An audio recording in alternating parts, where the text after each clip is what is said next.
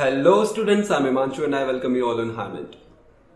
So students, we were discussing about the metallurgy. Now let's move a step ahead towards the completion of this chapter. And today in this class we are going to start with corrosion, and along with corrosion we will also see the alloys, what alloys are, and we will also discuss about some of the very important alloys which we use in our daily life. So these are the topics which we have covered in this class. So without wasting any further time, let's get started.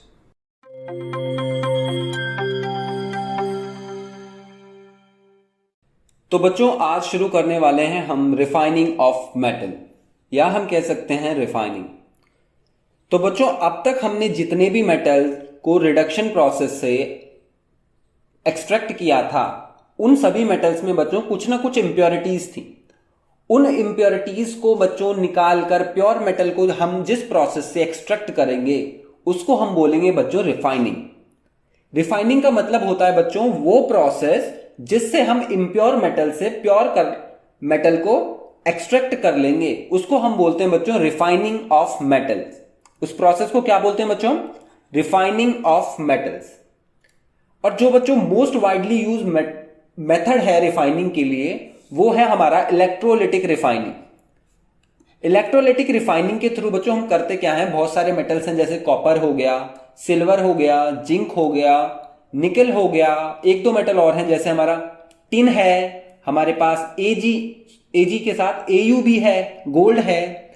ये सारे metals जो होते हैं बच्चों हम electrolytic refining या फिर हम कह सकते हैं रिफाइनिंग के थ्रू हम इन मेटल्स को प्योरीफाई कर सकते हैं, या कहने का मतलब रिफाइन कर सकते हैं। रिफाइनिंग का मतलब बच्चों सिंपल सा है। रिफाइनिंग का मतलब होता है कि इंप्योरिटीज को रिमूव करना, प्योरीफाई करना किसी भी मेटल को। तो बच्चों अब हम इस प्रोसेस को डिटेल में देखते हैं कि रिफाइनिंग होती कैसे। तो हम क्या करते हैं, कॉपर का एक्सट्रैक्शन करेंगे या इंप्योर कॉपर से प्योर कॉपर को कैसे हम इलेक्ट्रोलिटिक रिफाइनिंग के थ्रू प्योरीफाई करेंगे, तो ये हम देखते हैं। तो बच्चों हम क्या करेंगे कि बड़ा सा हमने कंटेनर ले लिया है।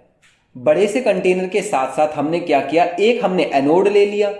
एनोड आप सभी को पता है बच्चों पॉजिटिवली चार्ज होता है, और कैथोड बच्चों कैथोड के ऊपर नेगेटिवली चार्ज होता है या नेगेटिव चार्ज होता है। और आपको एक बात और पता होगी बच्चों, आपको यह भी पता होगा कि एनोड पर बच्चों जो होता है ऑक्सीडेशन होता है और कैथोड पर रिडक्शन होता है। होता क्या है बच्चों, कई बार कि हम भूल जाते हैं कि एनोड पे क्या हुआ था और कैथोड पे क्या हुआ था। तो उसके लिए एक ट्रिक है, आपको ये ट्रिक याद रखनी है। आपको याद रखना है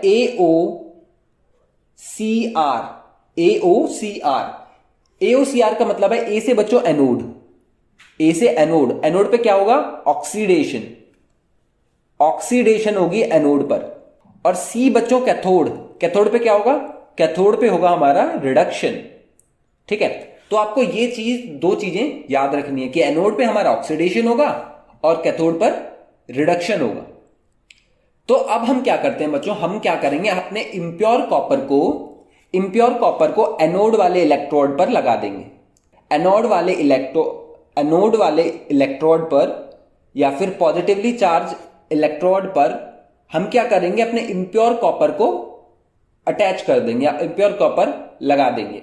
और जो हमारा बच्चों कैथोड है, हम क्या करेंगे, एक प्योर कॉपर स्ट्रिप लेंगे या कोई वायर लेंगे प्योर कॉपर का, उसे हम कैथोड पर अटैच कर देंगे।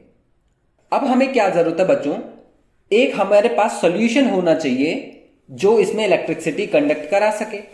तो हम क्या करेंगे बच्चों, जो भी मेटल, एक बात आपको ध्यान रखनी है, हम जिस भी मेटल का रिफाइनिंग करेंगे हमें उसी का इलेक्ट्रोलिटिक सॉल्यूशन लेना होगा। ठीक है, इलेक्ट्रोलाइट का मतलब बच्चों ये है कि इलेक्ट्रोलाइट का कहने का मतलब ये है कि जो इलेक्ट्रिसिटी को कंडक्ट कराएगा इस सॉल्यूशन के अंदर। ठीक है, या जो आयंस जो होंगे बच्चों, जो आयंस इलेक्ट्रिसिटी का कंडक्शन कराएंगे इसमें इस लिक्विड में, उसको बच्चों हम इलेक्ट्रोलाइट्स बोलते हैं। ठीक है, तो इसमें हम क्या करेंगे, हमें कॉपर को एक्सट्रैक्शन कराना है कॉपर का, या कॉपर की रिफाइनिंग करानी है, तो हमें कॉपर का ही एसिडिफाइड सॉल्यूशन लेना होगा। तो हम क्या करते हैं, हम लेते हैं कॉपर सल्फेट। हमने क्या ले लिया बच्चों, ये सॉल्यूशन जो है ये हो गया हमारा डाइल्यूट कॉपर सल्फेट, ये हो गया डाइल्यूट कॉपर सल्फेट। ये सॉल्यूशन ही हो गया। अगर मान लीजिए हमें जिंक का एक्सट्रैक्शन कराना होता है जिंक का, तो हम क्या करते हैं इलेक्ट्रोलाइट के तौर पे बच्चों, या उस सॉल्यूशन में हम क्या करते हैं ZnSO4 लेते, एसिडिफाइड ZnSO4 इलेक्ट्रोलाइट के तौर पर। ऐसे हमने क्या किया, कॉपर के केस में कॉपर सल्फेट का यूज किया। अब क्या होगा बच्चों, अब आप देखिए सॉल्यूशन जो होगा बच्चों, इसमें दो आयन होंगे, एक तो कॉपर सल्फेट में एक तो Cu2 पॉजिटिव होगा और एक सल्फेट का आयन होगा सॉल्यूशन में। यही तो आयन होंगे बच्चों जो इलेक्ट्रिसिटी कंडक्ट कराएंगे सॉल्यूशन में। अब आगे देखो होता क्या है। अब क्या होगा बच्चों, कैथोड पे क्या होता है, मैंने बताया आपको रिडक्शन होता है। मैं लिखता हूं पहले, कैथोड पे क्या होता है, रिडक्शन। और एनोड पे मैंने क्या बताया था, ऑक्सीडेशन।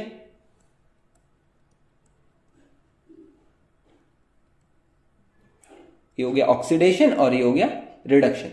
ऑक्सीडेशन का मतलब क्या होता है बच्चों, ऑक्सीडेशन का मतलब क्या होता है, loose of electron, loss of electron. और रिडक्शन का मतलब होता है बच्चों गेनिंग ऑफ इलेक्ट्रॉन या गेन ऑफ इलेक्ट्रॉन। अब देखिए बच्चों होता क्या है, ये कॉपर सल्फेट क्या करेगा ये कॉपर क्या करेगा इस सॉल्यूशन में, एनोड पे क्या होगा बच्चों, ऑक्सीडेशन होगा। ऑक्सीडेशन का मतलब है एनोड से क्या होगा बच्चों, इलेक्ट्रॉन रिलीज होंगे। एनोड पर क्या होगा बच्चों, एनोड पर ये जो इम्प्योर कॉपर है ये सॉल्यूशन में क्या करेगा, आप सभी को पता है कि एनोड पर ऑक्सीडेशन होगा। तो ऑक्सीडेशन में होता क्या है, ऑक्सीडेशन में इलेक्ट्रॉन का लॉस होता है। तो ये इम्प्योर कॉपर जो है ये सॉल्यूशन में ये क्या करेगा, इलेक्ट्रॉन को रिलीज करना शुरू कर देगा। मतलब इम्प्योर कॉपर क्या करेगा, इलेक्ट्रॉन को लूज कर देगा। और ये इलेक्ट्रॉन्स कहां जाएंगे, ये आ जाएंगे बच्चों इस सॉल्यूशन में, ये इलेक्ट्रॉन से सॉल्यूशन में आ जाएंगे। ठीक है, तो पहले से बच्चों अब आप यहां पे देखिएगा कि इस सॉल्यूशन में कॉपर सल्फेट, कॉपर भी है, कॉपर के भी आयंस हैं पहले से ही। ठीक है, क्योंकि ये सॉल्यूशन ही कॉपर सल्फेट का है। ठीक है, कॉपर का है और सल्फेट के भी आयंस हैं, SO4 2 नेगेटिव, SO4 2 नेगेटिव। अब देखिए बच्चों होगा क्या, ये कॉपर क्या करेगा बच्चों, ये कॉपर सल्फेट का जो आयन है ये दो इलेक्ट्रॉन पकड़ेगा। मान लीजिए दो इलेक्ट्रॉन है यहां पे, ये कॉपर सल्फेट क्या करेगा, दो इलेक्ट्रॉन को लेगा। दो इलेक्ट्रॉन इसने ले लिया, एक इलेक्ट्रॉन है, दो इलेक्ट्रॉन लेगा और कैथोड पे जाके डिपॉजिट हो जाएगा। क्या करेगा, कॉपर सॉल्यूशन में जो कॉपर 2 पॉजिटिव प्रेजेंट है वो दो इलेक्ट्रॉन को पकड़ेगा और वो क्या करेगा, कॉपर के एटम में कन्वर्ट हो जाएगा। और ये जो हमारा कैथोड है इस कैथोड पे वो क्या करेगा बच्चों, डिपॉजिट होना शुरू कर देगा। और कुछ टाइम बाद क्या होगा, जो प्योर कॉपर है बच्चों वो इस कैथोड पर डिपॉजिट हो जाएगा। तो क्या होगा, कैथोड पे क्या होगा बच्चों, डिपॉजिट होना शुरू कर देगा, मतलब डिपोजिशन ऑफ कॉपर। तो बच्चों कैथोड पे जो रिएक्शन होगी ना, मान लीजिए हमारे पास क्या था, कॉपर 2 पॉजिटिव था। अब क्या हुआ, इसने दो इलेक्ट्रॉन ले लिए और दो इलेक्ट्रॉन बच्चों इसने जैसे ही गेन किए और ये क्या हुआ, कॉपर एटम में कन्वर्ट हो गया।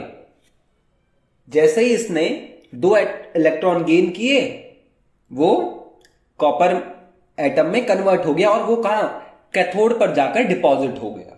और एनोड की अगर बच्चों हम रिएक्शन देखें, एनोड पे जो हमारा इम्प्योर कॉपर था,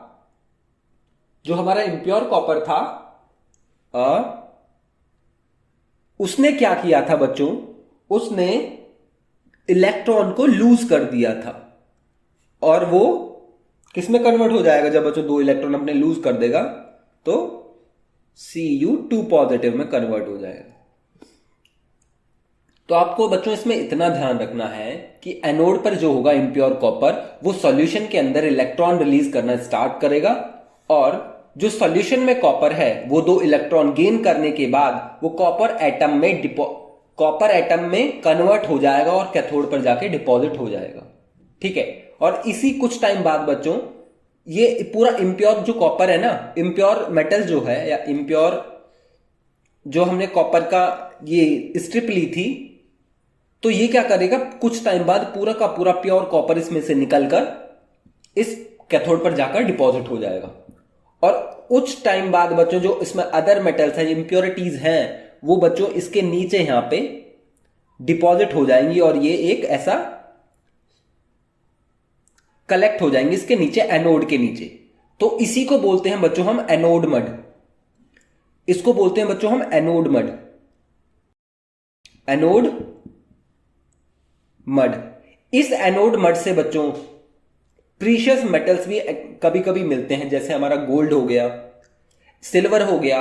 इस एनोड मड से ये कुछ मेटल्स भी, अगर इंप्योर कॉपर में ये इंप्योरिटीज हैं, एज अ इंप्योरिटीज यहां पे कलेक्ट हो जाते हैं और फिर हमें इन्हें फर्दर एक्सट्रैक्ट कर लेंगे। अगर बच्चों आयरन इसमें हुआ तो आयरन बच्चों इसमें डिपॉजिट नहीं होगा, वो आयंस की फॉर्म में सॉल्यूशन में मिल जाएगा, ठीक है। लेकिन क्योंकि गोल्ड और सिल्वर जो है ये लेस रिएक्टिव मेटल्स होते हैं, तो इसीलिए ये इस एनोड मड में, एनोड के नीचे सेटल डाउन हो जाते हैं, ठीक है बच्चों। तो ये तो हो गया बच्चों पूरा प्रोसेस रिफाइनिंग का। अब हम बढ़ते हैं आगे। नेक्स्ट है हमारा कोरोजन। कोरोजन में क्या होता है बच्चों, कोरोजन आप सभी ने देखा होगा कि लोहा जो होता है उसमें कुछ टाइम बाद अगर हम उसे हवा में, खुले हवा में, मॉइस्चर में रख देंगे तो क्या होगा, उस पर एक ब्राउनिश, रेडिश ब्राउनिश सी कवरिंग आनी शुरू हो जाती है, ठीक है। उसी को हम बोलते हैं कि लोहे में जंग लग गया, या इंग्लिश में बोल देते हैं बच्चों हम रस्टिंग, रस्टिंग ऑफ आयरन। तो बच्चों ये वही प्रोसेस है। इसमें होता क्या है, मेटल्स का जब एक्शन, मेटल के ऊपर, किसी भी मेटल के ऊपर जो ज्यादा रिएक्टिव मेटल्स होते हैं उनके ऊपर एयर और मॉइस्चर का जब एक्शन होता है तो क्या होती है बच्चों, उनकी ऊपर वाली सरफेस कोरोड होनी शुरू हो जाती है और उसी को बोलते हैं हम बच्चों जंग लगना या कोरोजन होना। तो कोरोजन की डेफिनेशन यही है कि बच्चों वो process, the process of eating up of metals bye the action of air, moisture of a chemical. बच्चों कुछ केमिकल सब्सटेंस भी होते हैं जो मेटल का कोरोजन कॉज करा देते हैं, ठीक है।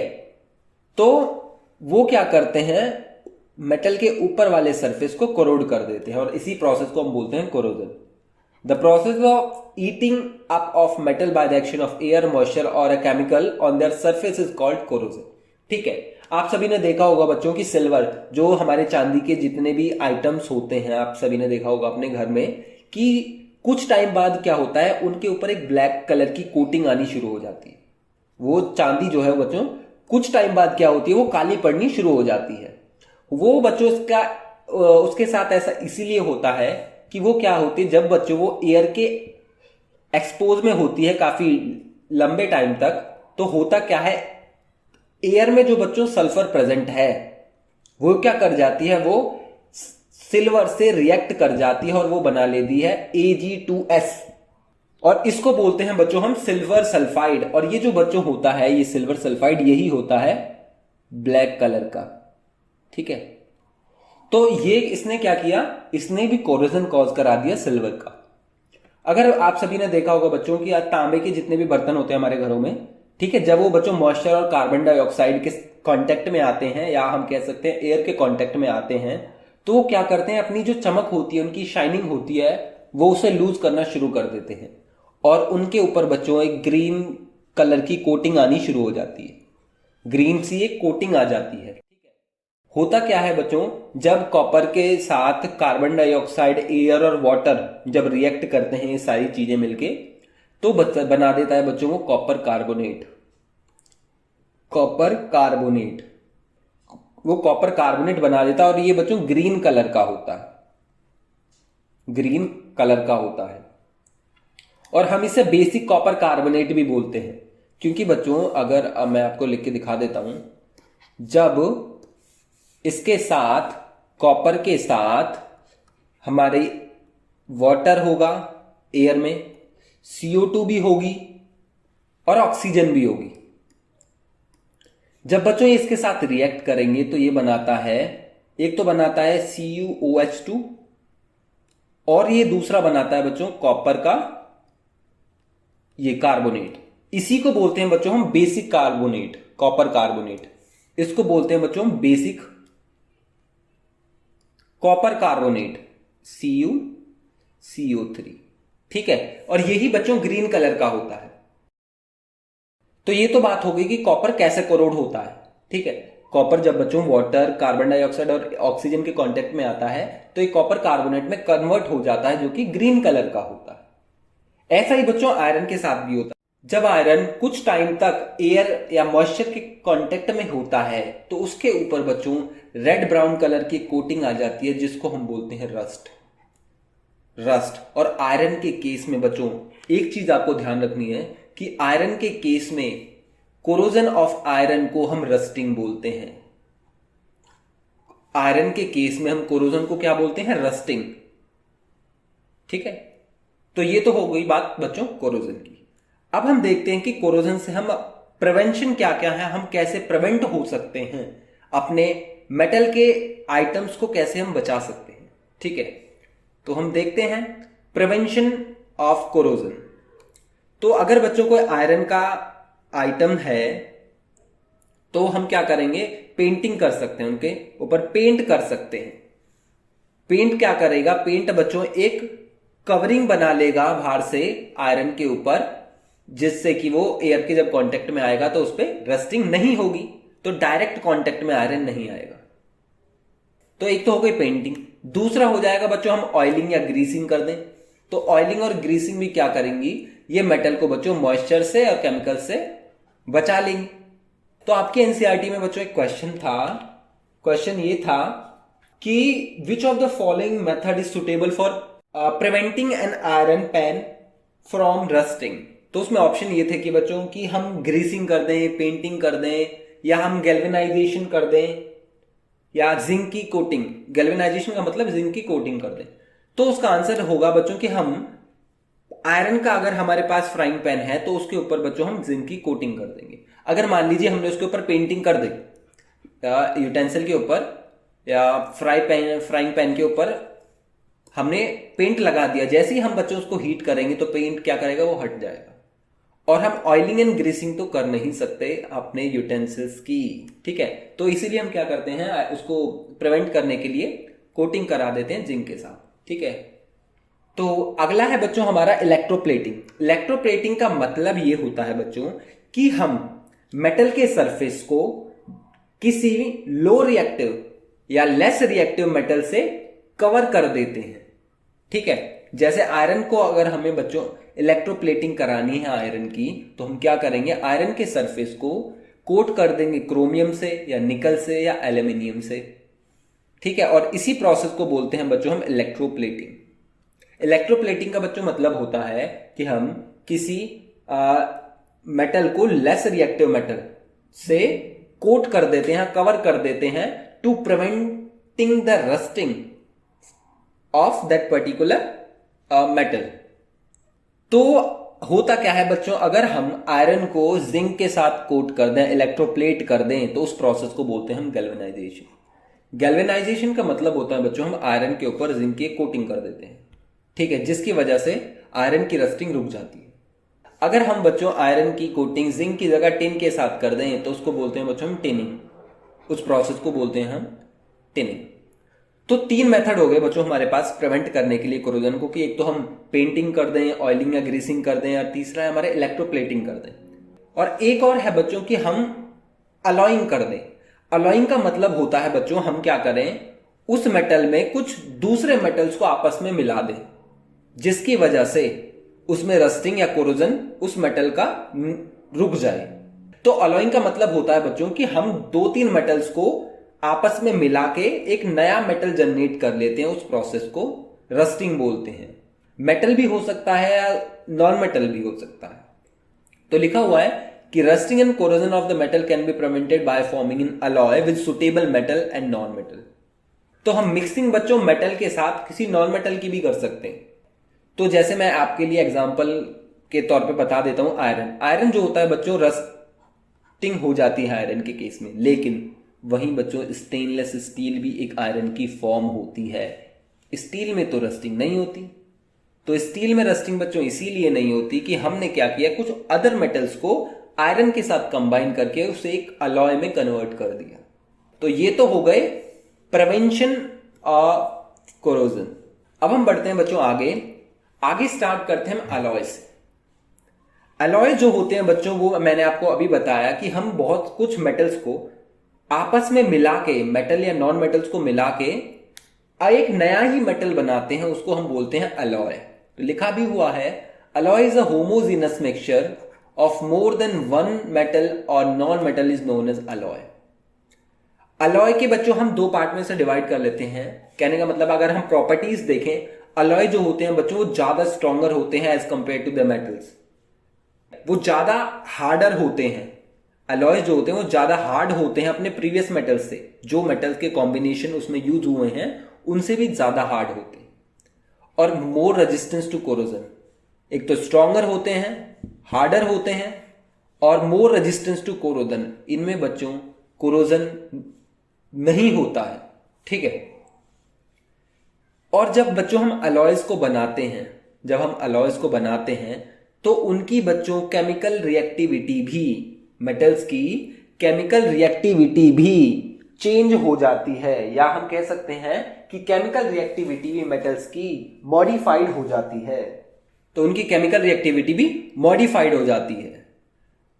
और मेटल्स जो होते हैं बच्चों, कहने का मतलब जो अलॉयज होते हैं उनकी बच्चों वो लो इलेक्ट्रिकल कंडक्टिविटी होती है प्योर मेटल से, मतलब इलेक्ट्रिकल कंडक्टिविटी उनमें कम होती है, लेस या low electrical conductivity than the pure metals. और उनके पास बच्चों low melting point than the pure metal, low melting point than the pure metals. Pure metal से भी उनका कुछ का मेल्टिंग पॉइंट भी कम होता है। अभी हम एक एक प्रॉपर्टी को उनके एग्जाम्पल से देखते हैं। ठीक है बच्चों, एक एक को हम उनके एग्जाम्पल से देखेंगे।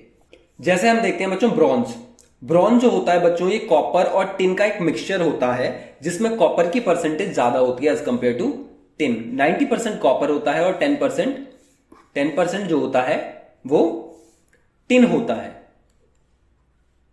और दूसरा है हमारे पास बच्चों ब्रास में भी बच्चों ज्यादातर 80% कॉपर होता है और 20% जिंक होता है। अब आप सभी को पता है कि कॉपर जो होता है बच्चों, ये गुड कंडक्टर ऑफ इलेक्ट्रिसिटी होता है। लेकिन हुआ क्या, जब ये बच्चों अलॉय में कन्वर्ट हो गया तो इनकी इलेक्ट्रिकल कंडक्टिविटी कम हो गई ना कम बच्चों। तो इसीलिए मैंने बोला था कि जब अलॉय जो होते हैं उनकी इलेक्ट्रिकल कंडक्टिविटी उनके प्योरेस्ट फॉर्म में ज्यादा होती है, लेकिन जब वो अलॉय बन जाते हैं तो उनकी इलेक्ट्रिकल कंडक्टिविटी कम हो जाती है। एक और मेटल होता है बच्चों सोल्डर आपने देखा होगा, सोल्डरिंग करने के लिए सोल्डरिंग जब हम करते हैं तो उसमें बच्चों एक मेटल जो होता है वो बहुत ही कम टेम्परेचर पे, लो टेम्परेचर पे क्या होता है वो पिघल जाता है। ठीक है, तो उसमें भी बच्चों लेड 50% लेड और 50% टिन होता है। तो जब हीट करते हैं हम उसे तो वो मेटल क्या करता है बच्चों, कुछ टेम्परेचर, थोड़े से टेम्परेचर पे पिघल जाता है। और अगला है बच्चों हमारा स्टेनलेस स्टील आप सभी को पता है बच्चों, ये स्ट्रॉन्गर होता है और हार्डर होता है। स्टेनलेस स्टील में बच्चों वैसे आयरन की ही फॉर्म होती है। आयरन में हम क्या करते हैं, आयरन में बच्चों एक तो इसमें क्रोमियम और निकल को क्या करते हैं, मिक्स कर देते हैं। कार्बन तो बच्चों होता ही है आयरन में वैसे तो हम इसमें क्रोमियम और निकल को भी मिक्स कर देते हैं, तो ये बना लेता है हमारा स्टेनलेस स्टील, जो कि स्ट्रॉन्गर और हार्डर भी होता है। और अगला है हमारे पास अमलगम का मतलब होता है बच्चों कि हम अगर किसी भी मेटल को मर्क्यूरी के साथ कंबाइन करते हैं तो वो बच्चों बना लेता है अमलगम। लिखा भी हुआ है कि N alloy in which mercury is one of the component. ठीक है, जैसे हम बात करते हैं सोडियम अमलगम, सोडियम के साथ बच्चों हम Na के साथ Hg का बना रिएक्शन करा देते हैं या मिला देते हैं Hg को, तो ये सोडियम अमलगम बना लेता है। अब मैंने आपको बताया था कि जब अलॉय बनते हैं तो उनकी केमिकल प्रॉपर्टी भी क्या होती है, चेंज हो जाती है, केमिकल रिएक्टिविटी उनकी चेंज हो जाती है। जैसे मैं आपको एग्जांपल दूं, सोडियम, आप सभी को पता है बच्चों सोडियम जो होता है वो काफी रिएक्टिव मेटल होता है। और जैसे ही इसका अमलगम बना, ये Hg के साथ कंबाइन हुआ, तो उस टाइम पे ये इतना रिएक्टिव नहीं होता। तो अलॉय के साथ साथ बच्चों क्या होता है, उनकी प्रॉपर्टी भी चेंज हो जाती है। और इसमें बच्चों एक और अलॉय आता है, dental alloy. Dental alloy, dental alloy. Dental alloy में क्या होता है बच्चों, हम इसमें अमलगम होता है, सिल्वर अमलगम भी हम इसे बोलते हैं। उसमें क्या होता है, उसमें हमारा Hg होता है, सिल्वर भी होता है, और कुछ मेटल्स भी होते हैं, जैसे टिन भी हो गया हमारा, कॉपर हो गया, ये मेटल्स भी होते हैं बच्चों। कैविटी जब हो जाती है बच्चों, डेंटिस्ट क्या करते हैं, एक शाइनी सा एक वो भरते हैं ना हमारे दांतों में, अमलगम बोलते हैं वो इसे, तो वो उसको ही बच्चों हम सिल्वर अमलगम बोलते हैं। होता क्या है, उसमें कुछ मेटल्स मरकरी के साथ उनका अलॉय बना के दांतों की फिलिंग की जाती है, इसीलिए हम इसे डेंटल अलॉय भी बोलते हैं। तो ये तो बात हो गई बच्चों अलॉयज की। अब हम थोड़ा सा और देख लेते हैं। हाँ, आप सभी को पता है कि प्योर गोल्ड जो होता है वो 24 कैरेट का होता है, ठीक है। लेकिन एक्चुअली में जो होता है बच्चों, गोल्ड जो होता है वो बहुत ही नाजुक होता है, बहुत ही सॉफ्ट होता है। वो इतना सॉफ्ट होता है कि बच्चों हम उस गोल्ड से कोई भी अपने ज्वेलरी या ऑर्नामेंट्स बना नहीं सकते। तो उससे ज्वेलरीज बनाने के लिए, प्योर गोल्ड से ज्वेलरीज बनाने के लिए उसमें क्या करता है, जो गोल्ड स्मिथ होता है वो उसमें सिल्वर या कॉपर, सिल्वर और कॉपर को उसमें मिक्स कर देता है उसे हार्ड करने के लिए, जिसकी वजह से वो ज्वेलरीज में उस गोल्ड को कन्वर्ट कर सके।